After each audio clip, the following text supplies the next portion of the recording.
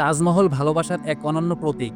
আমরা একে আজ সাদা মার্বেলের অপূর্ব সৌন্দর্য হিসেবে দেখি, কিন্তু জানেন কি, তাজমহলের আসল রং আসলে আজকের মতো একেবারে সাদা ছিল না।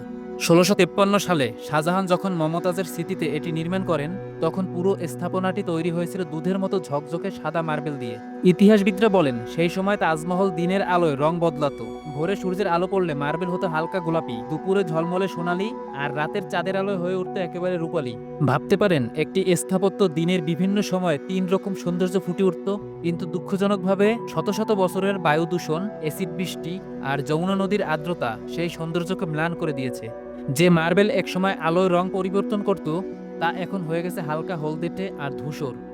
আজও তাজমহল নিঃসন্দেহে বিস্ময়কর, কিন্তু তার আসল ঝকঝকে রং আমরা আর দেখতে পাই না। তবুও ক্ষয়ে যাওয়া সেই মার্বেলের মাঝেই দাঁড়িয়ে আছে চিরন্তন ভালোবাসার প্রতীক তাজমহল।